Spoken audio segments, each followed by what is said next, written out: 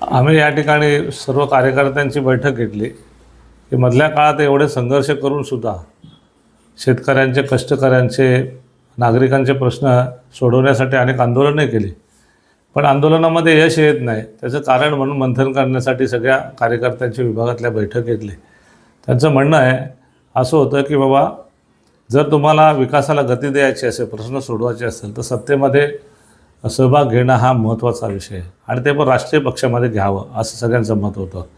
त्यानंतर महत्त्वाचा विषय आमच्या या ठिकाणी विभागामध्ये दिबा पाटील यांचं नवी मुंबई विमानतळाचे नामकरणाचा जो विषय संघर्ष चालू होता, त्या अनुषंगाने मुख्यमंत्री फडणवीस साहेबांनी जी बैठक लावली होती सह्याद्री अतिथीगृहामध्ये, तिथे त्यांनी स्पष्ट सांगितलं की उद्घाटन होईल, पण विमान उडाच्या अगोदर या ठिकाणी दिबा पाटलांचं नाव लागेल ही त्यांनी शाश्वती दिली आणि कर्तव्यदक्ष मुख्यमंत्री आहेत, त्यांच्यावर आम्ही विश्वास ठेवलेलाच आहे. त्याचप्रमाणे महाराष्ट्राचे अध्यक्ष झालेले आहेत रवींद्र चव्हाण यांनी या ठिकाणी कॅबिनेटमध्ये राज्यमंत्री यांचं केंद्रामध्ये बैठक लावली होती दिबा पाटलांच्या नामकरणासाठी.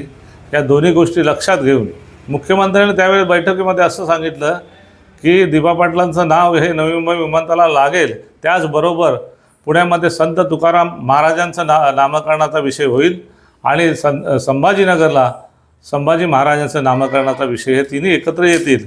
त्यामुळे आम्हाला विश्वास आहे, त्यांनी जे विश्वास आम्हाला दिलेला आहे त्या विश्वासाच्या अधीन राहून या सगळ्या गोष्टीचा विचार करून आम्ही राष्ट्रीय पक्ष भाजपामध्ये जाण्याचा विचार केलेला आहे.